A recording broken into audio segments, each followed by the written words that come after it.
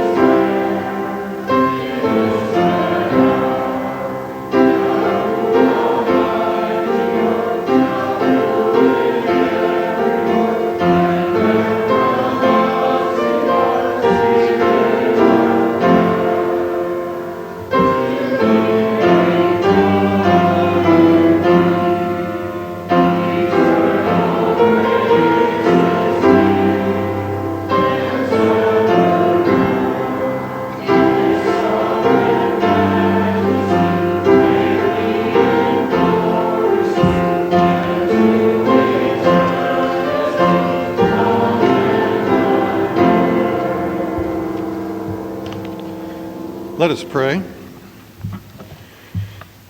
Heavenly Father, you are the great creator, the great I am. You always have been and always will be our God. By your grace, we have hope. Even in troubled times as these, we seek to glorify you not by showing fear of the afflictions and the conflicts in the world, but to glorify you by showing our faith in Jesus Christ. Today, as we worship you, we seek your presence. We ask that you shine your light upon us. Through your light, may we bring comfort to those who are fearful. As we worship you today, may we understand that through prayer and supplication, we can bring our concerns to you, and you will give your peace to us. We ask these things in the name of our glorious Savior, Jesus Christ, who taught his disciples to pray, saying, Our Father, who art in heaven, hallowed be thy name. Thy kingdom come, thy will be done, on earth as it is in heaven. Give us this day our daily bread, and forgive us our debts, as we forgive our debtors. And lead us not into temptation, but deliver us from evil. For thine is the kingdom, the power, and the glory forever. Amen. Our confession of faith this morning is from the Belgic Confession. And it's one that I don't believe we've ever used in a worship service here at Scots Kirk. So I think putting it a little bit in context is important. It was written in 1561 to provide a clear and comprehensive statement of the Reformed faith during the time of the Spanish Inquisition in the Netherlands and Belgium. Its author is a a man by the name of Guido de Brees. He was born in the Netherlands. He found his faith studying Martin Luther, but he eventually ended up studying under John Calvin in Geneva. Became a Presbyterian minister, and during these difficult times, he was a minister in England and the Netherlands and in France, I believe. And he was constantly in fear of his life and being arrested during these times of persecution. And he wrote then this confession of the Belgic Confession to try to convince the King of Spain, for one reason for writing, try to convince the King of Spain that the Protestants, the Calvinists, were not rebels. They were faithful followers of Scripture. There was nothing to be afraid of. They weren't like the Arminians or others. There was nothing to be afraid of. Well, it didn't work out for him in that way, in a secular way. He was arrested, thrown into jail. He was convicted and hung in the Spanish Inquisition. He was buried in a shallow grave. His remains were eaten by dogs and wild animals. But when he was in jail, almost like the Apostle Paul, he was faithful to the very end. His letters to his wife were outstanding, showing his faith in what Jesus had done in his place in eternity. Even to the very end, when he was standing on the scaffold and he was pushed to be hung, he was actually standing there preaching the word to the people who had gathered to see him hung. Oh, would I have that kind of courage and faith to show people. And I think knowing that in this Belgic confession, which is used by Reformed churches, obviously we're using it throughout the world today, having that in context, I think, gives a bit more meaning as we're about to recite it together. And it's actually Article 21A. So let's read this together. We believe Jesus Christ is a high priest forever, according to the order of Melchizedek, made such by an oath, that he presented himself in our name before his Father to appease his wrath with full satisfaction by offering himself on the tree of the cross and pouring out his precious blood for the cleansing of our sins, as the prophets have predicted. For it is written that the chastisement of our peace was placed on the Son of God, and that we are healed by his wounds. He was led to death as a lamb. He was numbered among the sinners and condemned as a criminal by Pontius Pilate, though Pilate had declared that he was innocent. So he paid back what he had not stolen, and he suffered the just for the unjust in both his body and soul, in such a way that when he senses the horrible punishment required by our sins, his sweat became like big drops of blood falling on the ground. He cried, my God, why have you abandoned me?" And he endured all this for the forgiveness of our sins. Please be seated. We'll have the children's sermon now, and if you want your children to come forward, they can.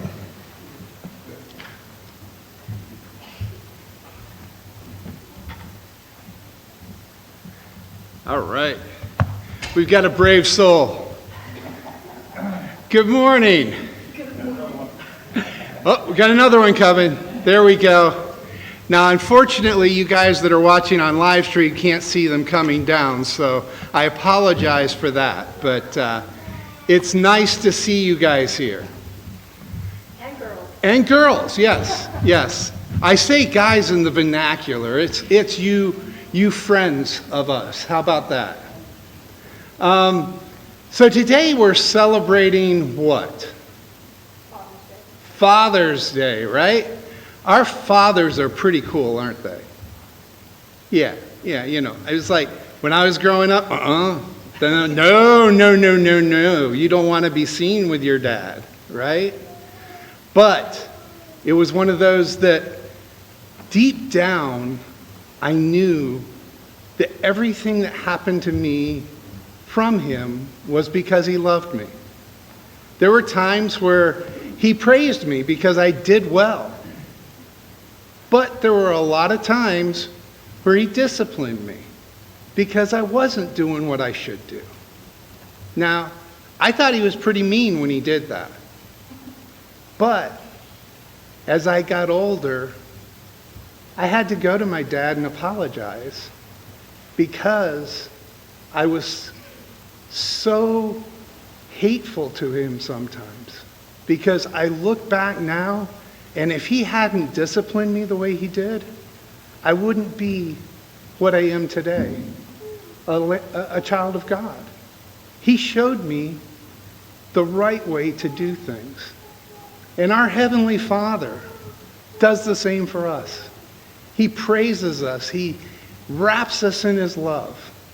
But he reminds us, by being his, there are certain things that he wants us to do. And if we don't, there are consequences for that. So just remember that when your dad disciplines you, it's not because he hates you.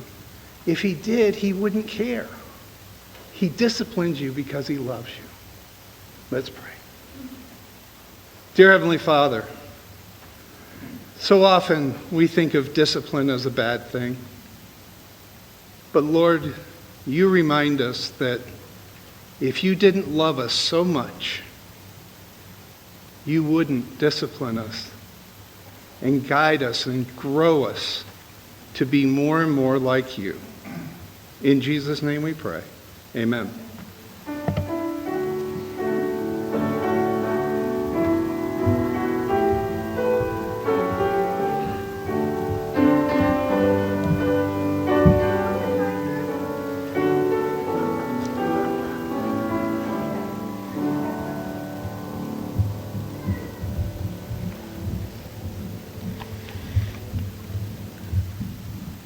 Our scripture reading this morning is from the prophet Isaiah, chapter 53, all 12 verses. Isaiah 53 should be very familiar to us committed Christians. It's often quoted. Interestingly, it is so powerful, it is exalted by many and ignored by others. Believers in the Messiah revel in this great section of Isaiah. Jews, however, who reject Jesus as the Messiah, refuse even to read Isaiah 53 in their synagogues. Although this section is written by the prophet Isaiah, many theologians refer to it as gospel and not prophecy. Hear the word of God. Who has believed what he has heard from us? And to whom has the arm of the Lord been revealed? For he grew up before him like a young plant, and like a root out of dry ground. He had no form or majesty that we should look at him, and no beauty that we should desire him. He was despised and rejected by men, a man of sorrows and acquainted with grief, and as one from whom men hide their faces, he was despised, and we esteemed him not. Surely he has borne our griefs and carried our sorrows. Yet we esteemed him stricken, smitten by God, and afflicted. But he was pierced for our transgressions. He was crushed for our iniquities. Upon him was the chastisement that brought us peace, and with his wounds we are healed. All we like sheep have gone astray. We have turned everyone to his own way, and the Lord has laid on him the iniquity of us all. He was oppressed and he was afflicted, yet he opened not his mouth. Like a lamb that is led to the slaughter, and like a sheep that before its shearers is silent, so he opened not his mouth. By oppression and judgment he was taken away.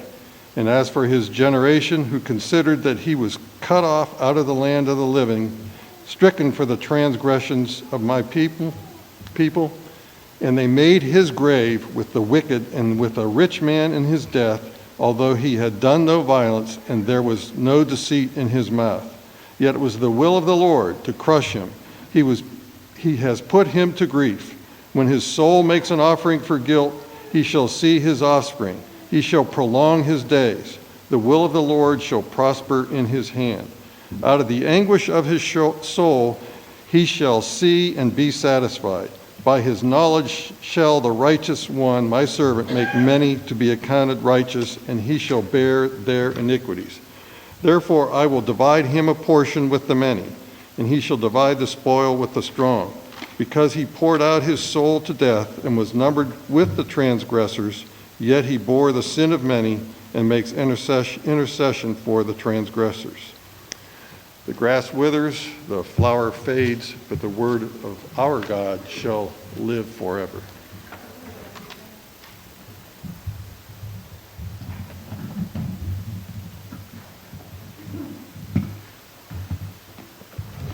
Let us pray together.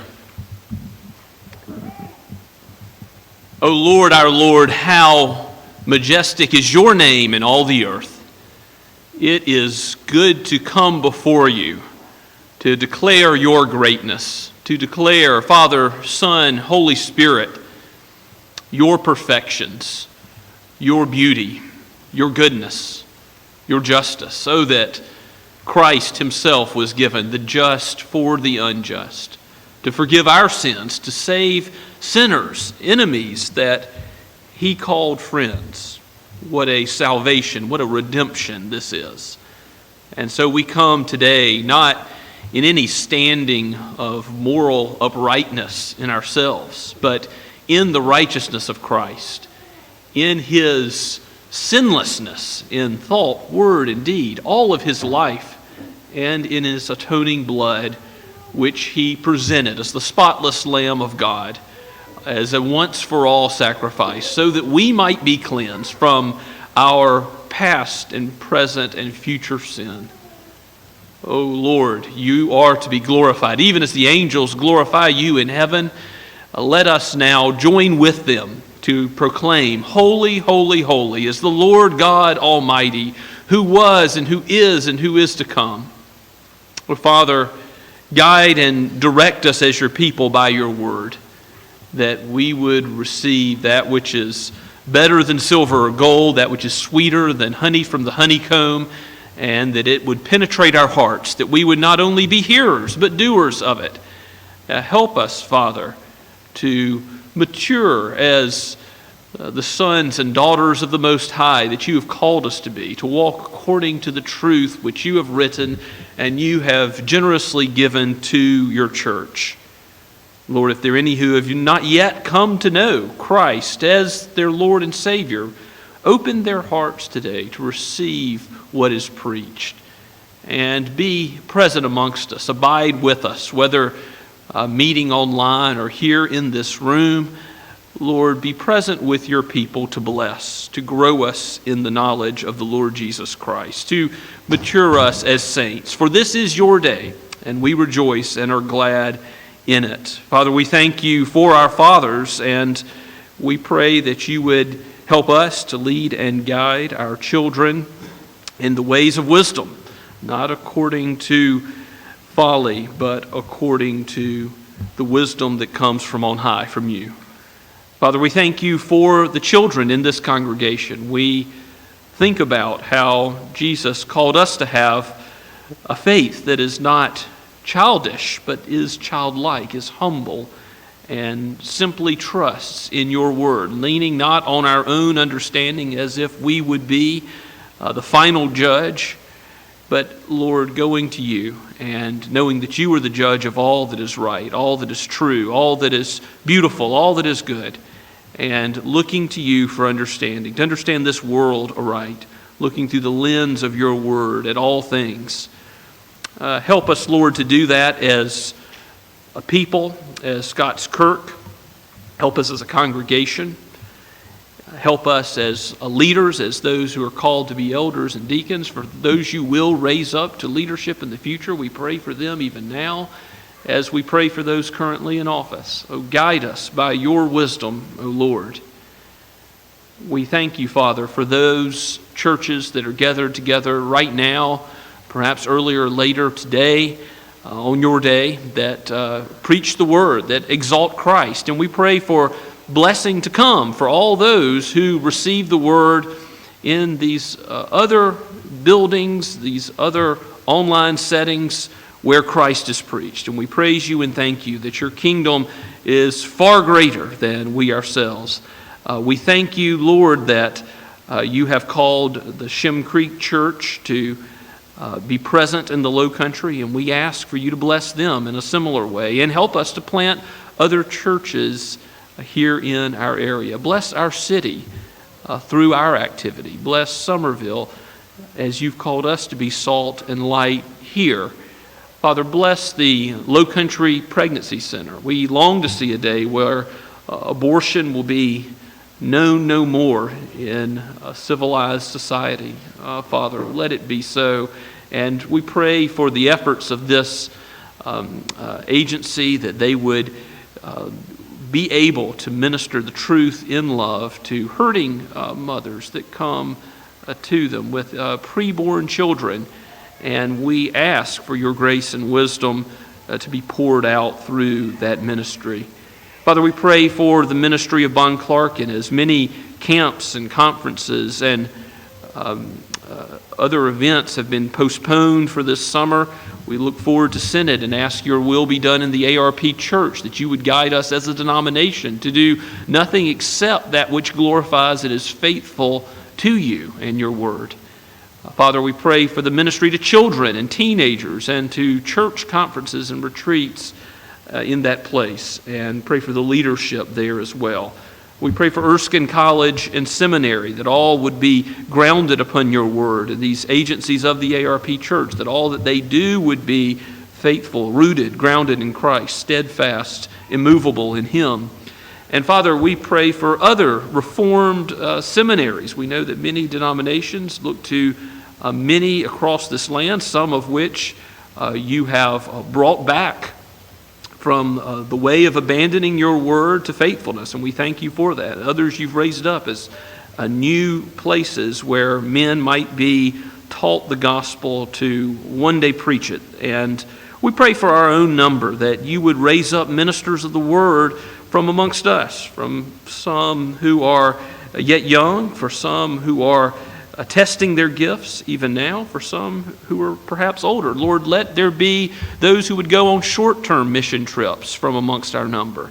And perhaps, Lord, if you would call to the mission field, to a strange land, a strange people, perhaps speaking a strange language, but yet as brothers and sisters, to go out with the gospel, the same gospel, the one Lord Jesus, one faith, one baptism, one God and Father over all, and who is in all. Lord, as you call out your people to every corner of the globe, we pray that you would do that amongst us. For we know that the situation of all men, of all race, and of all socioeconomic status, Lord, the situation of all men is the same.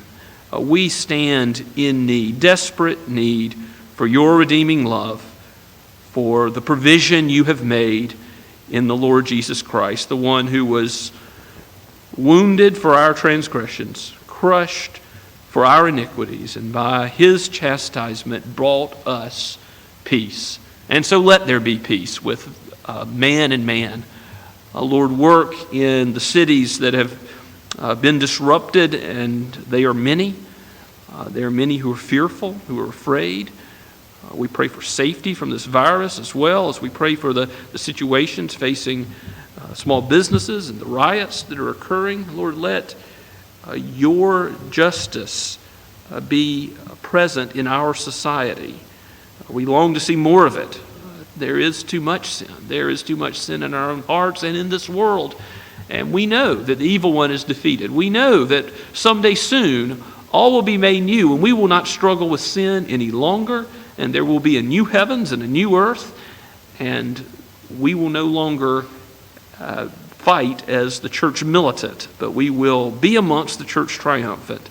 And so give this hope, this great hope, to all your saints today, even as we think of those saints who have gone before and fought the good fight, finished the race, In the name of the Lord Jesus Christ, the captain, the author and finisher of our faith, we pray. Amen. As we continue to worship this morning, let us worship together from How Deep the Father's Love for Us, which is in the blue notebook, but the words are included in your bulletin. Let's stand as we sing.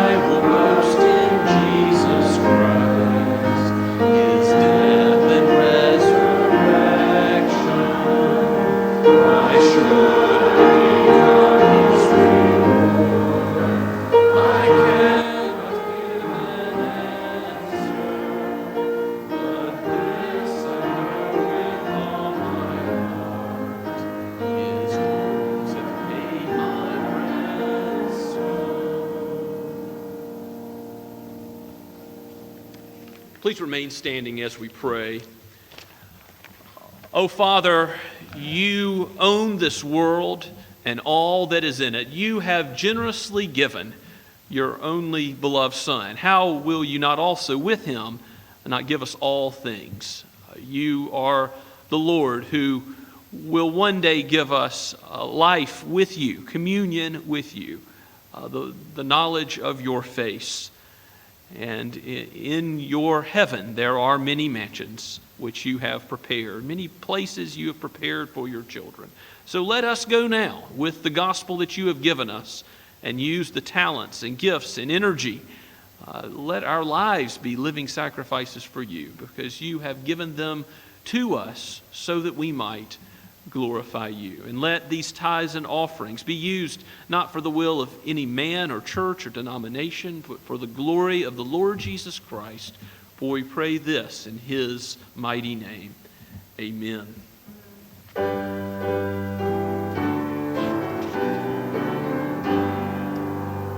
Praise Father, Son, all blessings flow. Praise him, all creatures here below. Praise him above, ye heavenly host. Praise Father, Son, and Holy Ghost. Amen.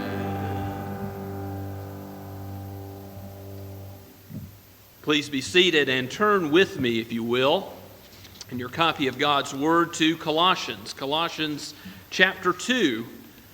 This morning we'll read again verse 8 just for making sense out of the paragraph, and read through verse 15. Now this happens to be the last section in what most commentators consider the theological section of Paul's epistle to the church in Colossae. So what follows will be application of, guess what? That theology which precedes. So this is more important theology about Christ, full with a famous expression speaking about who we are in Him and the forgiveness of sins and high calling that He has given us. And the Apostle Paul will take this truth and apply it to the various questions that have come up in the church. We'll see next week about food and drink, celebrating new moons and Sabbaths, and we'll discuss that as we get into the end of chapter 2 and on into chapters 3 and 4. We'll see instruction to slaves, to Christian households. We'll see instructions that relate to the life of the church together in applying this Christology, this theology of who Jesus is to our lives as Christians, those who follow Him. So let us hear God's word again from Colossians 2 at verse 8, going down through the 15th verse. This is penned by Paul the Apostle, breathed out by the Holy Spirit for each of us today. See to it that no one takes you captive by philosophy and empty deceit, according to human tradition, according to the elemental spirits of the world, and not according to Christ. For in Him the whole fullness of deity dwells bodily, and you have been filled in Him, who is the head of all rule and authority. In Him also you were circumcised with a circumcision made without hands, by putting off the body of the flesh, by the circumcision of Christ, having been buried with Him in baptism, in which you were also raised with Him through faith in the powerful working of God, who raised Him from the dead. And you, who were dead in trespasses and the uncircumcision of your flesh, God made alive together with Him, having forgiven us all our trespasses by canceling the record of debt that stood against us with its legal demands. This He set aside, nailing it to the cross. He disarmed the rulers and authorities and put them to open shame by triumphing over them in Him. Let us pray. O Holy Spirit, it is your office to open our eyes to understand the Scriptures, to give us that which is not according to the flesh, but spiritually discerned. Give us discernment, wisdom. Give us knowledge of Christ, and let that knowledge affect who we are, our passions in this life, that they might be for you and all glorifying you. Let our actions in this life reflect that view of the world which the Apostle Paul has been carried along by you, O Holy Spirit, to give us today, so that we might see things truly as His followers and then live as befits the children of God. For we pray this in Jesus' name. Amen. So if you remember the situation in the church at Colossae, there are false teachers. They are taking some people captive by empty philosophy, deceit. They are not so much teaching a view of the world that you think about in Philosophy 101 class at college, but they are teaching what is the way of wisdom, what is the spiritual way to understand life. And they say there's a mystery you've got to know. They say there's something beyond Christ, something more than Christ. And so Paul's been arguing in the beginning of chapter 2 against that. Don't be taken captive into thinking there's anything more than Jesus that you need, that Jesus is sufficient for your salvation, that He alone forgives sins, that nothing else needs to be added to Him. So in telling the members of the church at Colossae not to fall into any human traditions or elemental spirits, anything based on this world but not based on Christ. The apostle goes on in the 9th verse and says that it's in Christ that you actually have the fullness of deity dwelling bodily. Now, there's a great statement about Jesus, right? That he is, as the Nicene Creed put it, in 325. Actually, that council opened on July 19th, 325 AD. So around this time of the year, roughly 1700 years ago, they proclaimed Jesus is very God of very God. And right they were, because in Jesus Christ, all of the fullness of God, the divine creator who spoke the whole world into existence, who holds every molecule in place, who will direct it all to his ultimate ends and consummate it all, he is in one person, the Lord Jesus Christ, who is truly human, but he's also truly divine. He is two natures in one person, and that divinity is complete in him. So if you want to know where does the fullness of God take you, it takes you to Christ. And so if you want to be one with God, to use that language, where would you need to go? You need unity with Christ. You would need to be found in Christ. So look at the words in verse 9. For in him the whole fullness of deity dwells bodily. In verse 10, you have been filled in him.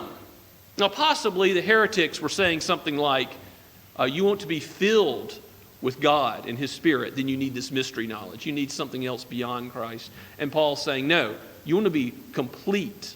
You want to be perfect. This word for fullness could mean completeness. You want a complete spirituality. Where do you look? Jesus. He is God, so how could you need something more? He's the spotless Lamb of God. How could you need something more than his sacrifice? He lived a sinless life. How could you look for something more to give you right standing with God? So, if you are filled in him, you should also know what the end of verse 10 says, that Jesus is the head of every rule and authority. Now, perhaps the Apostle Paul here is thinking of worldly authorities, worldly rulers like Pilate, who had no authority except that which was given from above. Pilate was only an authority because God had put him there. And he was ultimately subject, like all worldly authorities, to doing what pleases God, and they will be responsible for everything they do that displeases God. But probably what's going on in this text is that we have again angelic or demonic beings, authorities in the spiritual realm that the heretics were teaching something false about that Paul is addressing. And we'll see this again brought up in verse 15. At the end of our text, it says that he, Jesus, disarmed the rulers and authorities and put them to open shame by triumphing over them in the cross. Well, certainly Satan and all his minions are defeated. All the powers of hell and darkness are defeated at the cross. And that leads us to think, well, whether worldly authorities or demonic authorities, even the evil one himself, we have to remember that, that Satan approaches God in his courts and asks permission to do anything to Job. You read that in Job chapter 1. You see the demons cowering before Jesus, knowing that he is in authority over them in the Gospels. You know that it's not as if God and the forces of evil are equal and opposite. No. They are subject to the Lord, who in this world has allowed evil for a time, but is using it for his good ends, even taking it on in the cross, and even Jesus defeating it, taking on the punishment of our sin for us. So this ultimately should give the church comfort that whatever persecution might come, whatever angelic beings might do to them. Maybe they're worried. What will Satan do to me? What will Satan's demons do to me if I am going to cast my lot with Christ? Well, guess what? Christ is the head of every worldly and angelic and spiritual authority. He is in charge. So verse 11, in him you were also circumcised. Oh, remember, this is something that was instituted by God to be done to every male Israelite. Moses himself got into trouble for not following this ceremonial law in the Old Covenant. It was essential to show God's mark on those who were his people, visible covenant community. And in him you were also circumcised with a circumcision. But then look at this famous expression. It's a circumcision made without hands. So what kind of circumcision is that? What kind of cutting off? What kind of bloody ritual is it? Well, it's not done in the flesh. It's not done to the body. It's done spiritually. What is this circumcision that comes both to Jew and to Gentile? Remember, God has brought his gospel now to the church in Colossae in Asia Minor, to someplace far beyond the borders of Israel. Here he brings it to every tribe and tongue. And in that context, he's saying, Gentile believers, you're given a circumcision. You're marked out as who? The people of God. You're marked out just like a Jew to be God's chosen. A circumcision not made with hands. Now, there was a sacrifice. There was a bloody sacrifice that was given for those who get this circumcision not made with hands, because there was a putting off of the flesh by the circumcision of Christ. We are changed in our orientation of being fleshly to spiritual because Christ gave up his body to die. He was buried for 3 days. He was in the heart of the earth, and then God raised him to life again. But Christ took on the punishment for our flesh so that we wouldn't live according to it any longer, so we would be made new creatures in him. This putting off of the flesh, I think, refers to the body of Christ. And by his circumcision, it's talking about what Jesus suffered outside the gate, what Jesus suffered on the cross. That was the true circumcision, the bloody sacrifice of Calvary, that which he did not deserve. He was condemned as a criminal, just as we heard from the Gospel of Isaiah, read earlier in your hearing. This was God's inflicting the justice, the wrath that we have earned by the wages of our sin, which is death, Romans teaches. And Christ took it on for us, for our salvation, for the forgiveness of sins. And of course, that's where Paul goes with this.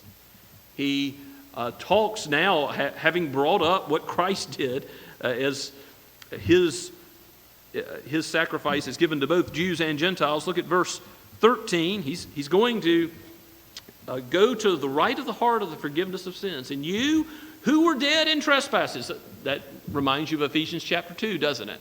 Right? Same language that Paul used to the church in Ephesus.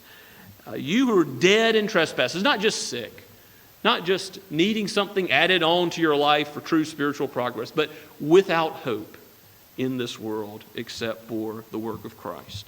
You who were dead in trespasses and the uncircumcision of your flesh, the uncleanliness, being separated out, called not the people of God. You who were dead and uncircumcised in the flesh, God made alive together with him. You were dead and God made you alive. As Ezekiel chapter 37 talks about the dry bones in the valley. He says, Ezekiel the prophet says, Lord, can these bones live? God asks Ezekiel that, and he replies, Lord, you know. And what's the answer? Can the bones live? Can that which is dead be made alive again? With God, with man it may be impossible. But with God, all things are possible. And you see that great picture of flesh and sinews coming onto the bones so that they live again. It's a picture of the gospel. It's a picture of what God does to us spiritually when we come to believe in Christ as Savior. When we come to know him as our Lord and the one who forgives our sins. So God has taken us out of the kingdom of darkness into the kingdom of his beloved Son. He's made us alive together, who were dead, and he has forgiven us all of our trespasses. I've got a quick little excursus here. You might say, trespasses are debts in the Lord's Prayer. I suppose that if you've been attending Scots Kirk for a while, you say debts, but I know if you've been praying the Lord's Prayer for a while, you grew up in another tradition, you might say trespasses. That's okay. It means roughly the same thing, doesn't it? That we owed something to God and we didn't pay it in terms of a debt. Punishment was due us. Christ took that punishment. Now, a trespass is we went beyond where we should have gone. We owed God obedience, but what did we do instead of giving the obedience owed? Again, trying to connect the debt language to the trespass language. We went on ahead. We went our own way. We transgressed His law, positively breaking it, and then we also failed to do it. We failed to do the good which was required of us, to love God and to love our neighbor as we ought. So Christ has lived the life we should have lived. He died the death we should have died. He is our substitute, and you can't miss that in Isaiah 53, can you? That substitutionary language, again and again, the just for the unjust, wounded for our transgressions, His chastisement brought us peace. All these expressions over and over again tell us that Christ is the substitute. And that should be no surprise, because what does the old covenant teach? Through the sacrificial system. Why were there sacrifices offered up for the people of Israel? Priests, day after day, another lamb, another goat, another bull slaughtered. It's so Israel would see this is what sin deserves. And there's got to be another to take your place. And of course, we know it's not ultimately the blood of bulls and goats that took away sin, but they pointed forward to Christ. Those were the shadow. Christ is reality. The reality is here.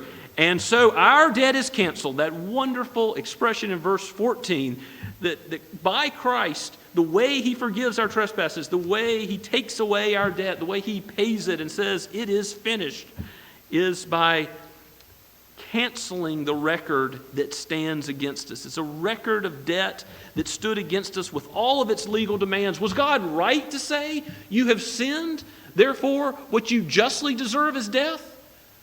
Yes, God is right to say that. God is absolutely just in condemning the guilty.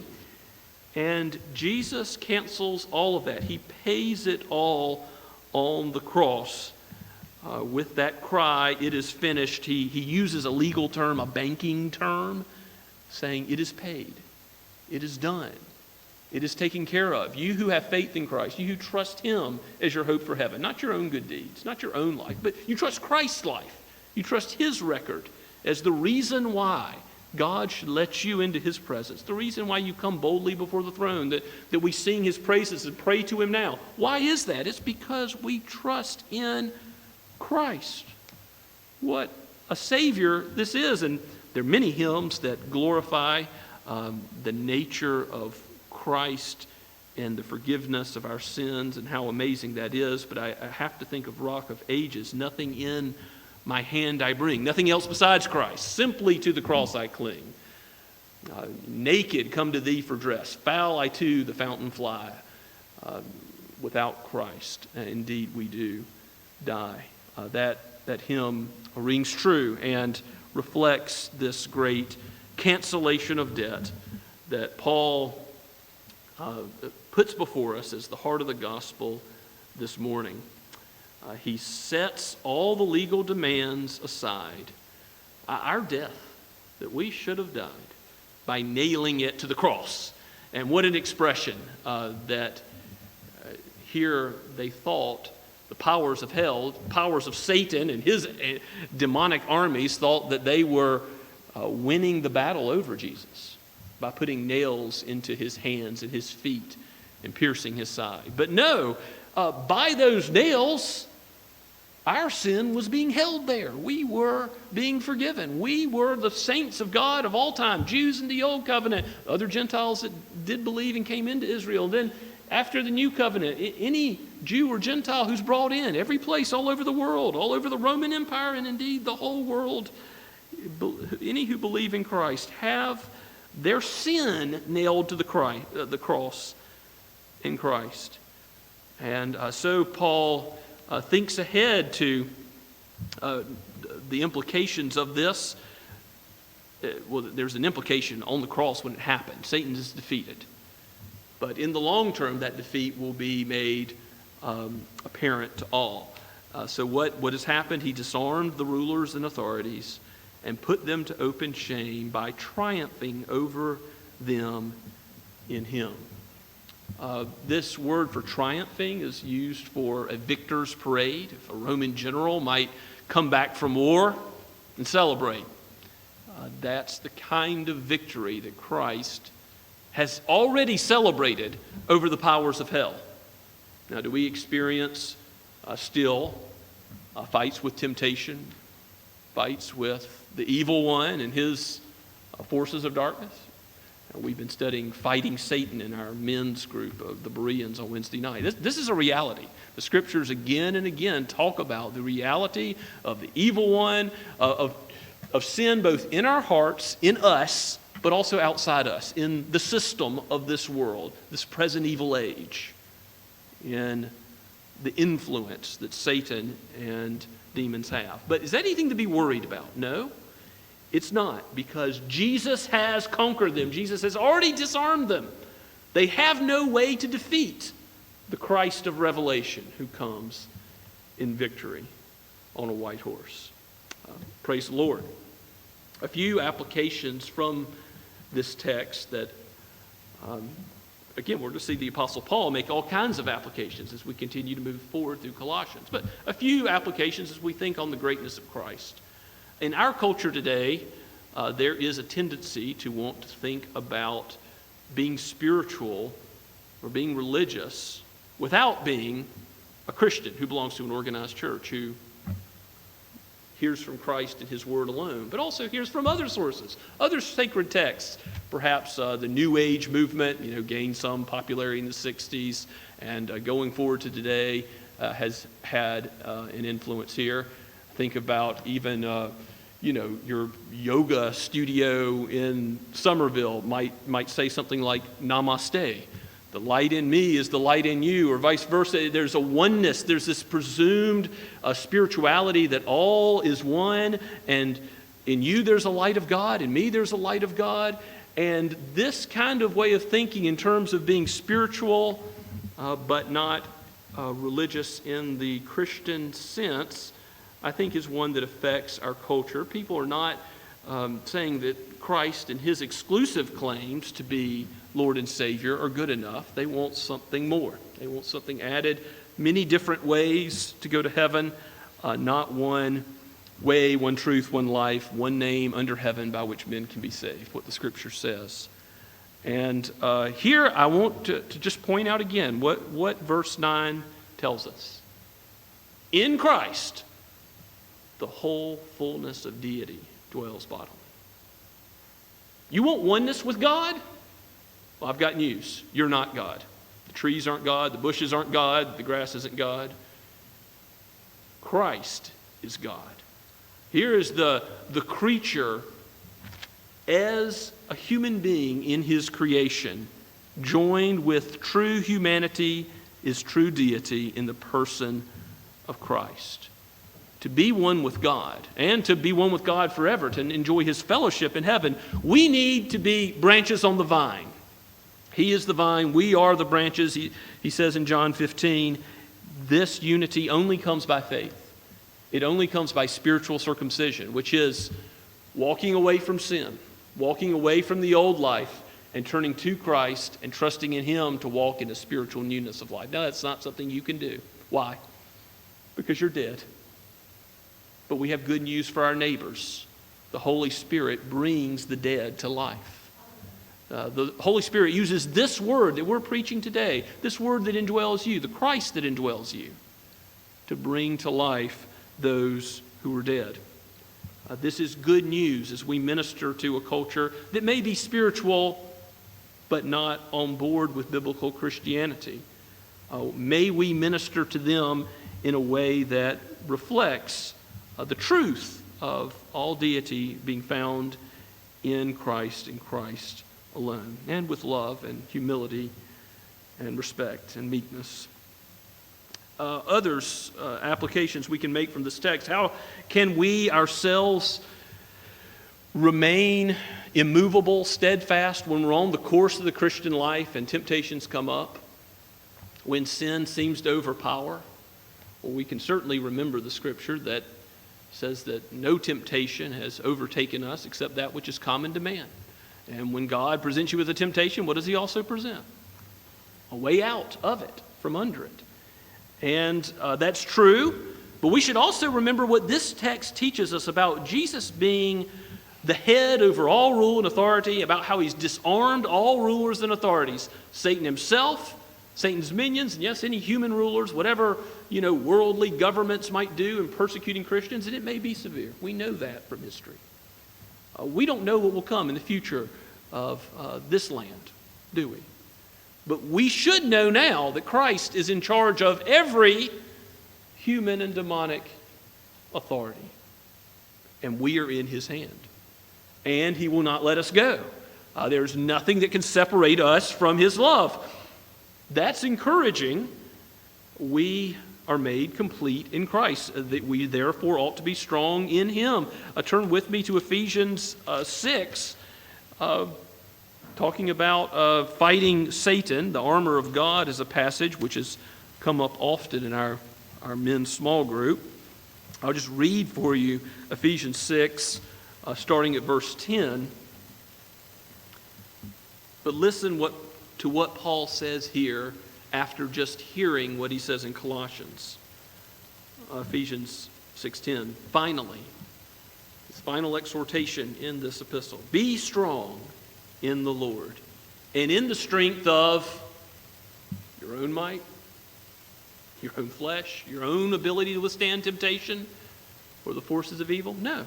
Be strong in the Lord and the strength of his might. How can you overcome temptation? How can you actually change as a person and become more like Christ when some temptation seems to come up again and again in your life? How can you change? Is it through some special psychological, do a 12-step path? No, the path to change is through the Holy Spirit. It is spiritual power. It is the Christian's hope of the Lord and his strength that we have to actually overcome temptation and be different. Let old habits go, to walk in newness of life in Christ, to which we are called. And so it's in that context that Paul says, well, put on the whole armor of God, that you may be able to stand against the schemes of the devil. Verse 12, for we do not wrestle against flesh and blood, mere human issues, but demonic, but against the rulers, against the authorities, against the cosmic powers over this present darkness, against the spiritual forces of evil in the heavenly places. Therefore, take up the whole armor of God, that you may be able to withstand in the evil day, the day of trouble, the day of strong temptation, of darkness, of despair, of hopelessness, that in the evil day you may be able to stand, and having done all, to stand firm. Stand therefore, having fastened on the belt of truth, having put on the blessed breastplate of righteousness. What is the blessed breastplate of righteousness if that is not Christ himself? Righteousness comes from Christ. Put on the shoes for your feet. Put on the readiness given by the gospel of peace in all circumstances. Take up the shield of faith. It is faith in Christ that secures us. And with that shield you can extinguish all the flaming darts of the evil one, and take the helmet of salvation and the sword of the Spirit, which is the Word of God. Praying at all times. Now Paul sort of throws praying here. I mean, we just talk about the Word as the offensive weapon, the Spirit of the sword of the Spirit, but he throws in prayer as sort of what undergirds the whole armor. You're to be found with faith in Christ, always in communication to him, because you're connected with him. You are connected by union with Christ, by your faith, to the fullness of deity. So don't neglect this great privilege we have of prayer. And that's especially true when there's temptation. How are you going to fight temptation if you don't pray to God and ask for his strength and power and might? How will you expect God to strengthen you if you're not in his word and joining that with prayer? He will use these things. to change who you are by the work of the Holy Spirit. So use the sword of the Spirit, His Word. Pray at all times in the Spirit, the same Spirit who gave the Word. And with all prayer and supplication, to that end, keep alert with all perseverance, making supplication for all the saints. Pray for one another. Don't just pray for yourselves and your own spiritual battles. Pray for one another. And Paul even goes on to say in verse 19, and also pray for me. Pray for your leaders. Pray for those who shepherd the flock, that words should be given to me in opening my mouth boldly to proclaim the mystery of the gospel, for which I am an ambassador in chains, as the gospel goes forward, even while Paul is in prison, that I may declare it boldly as I ought to speak. Well, this life that we have in Christ and a deadness to sin also ought to give us encouragement even when we do fail. When we have sinned against God and know our guilt, what can we say when the tempter wants to throw that in our face? My sin is nailed to the cross. I am spiritually circumcised, and a circumcision without hands in Jesus. I am marked out as God's child. I am marked out as one of His people. I'm His, and then nothing can take that away. As the other hymn that I've quoted in your outline, "In Christ Alone," says, "No power of hell, no scheme of man can ever pluck me from His hand." Quoting from Romans chapter 8.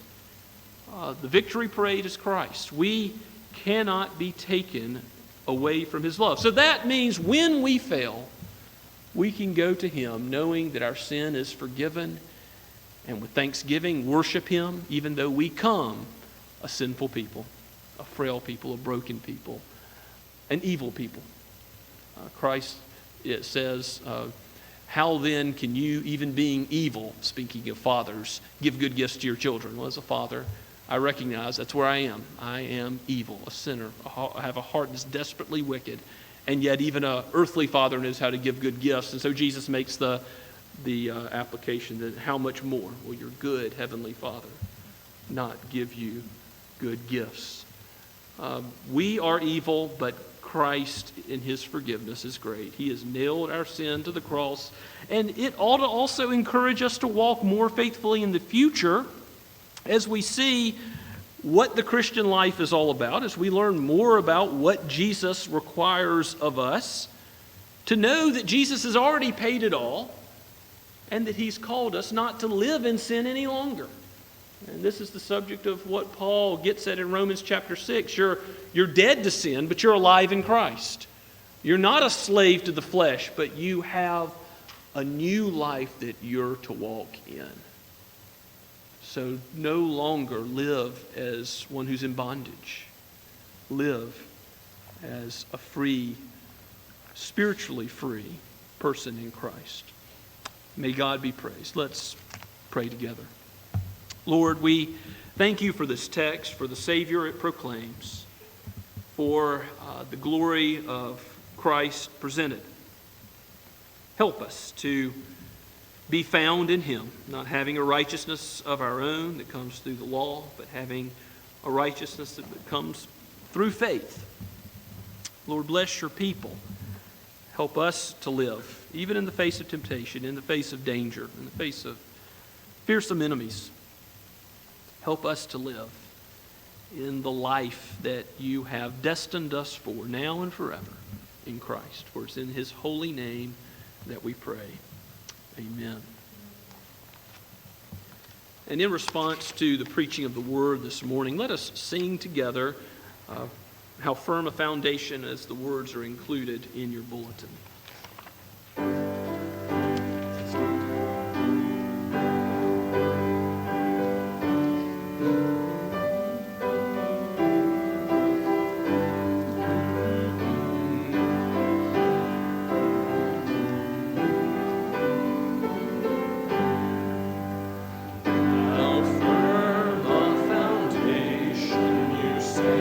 Of the Lord, He is laid for your faith.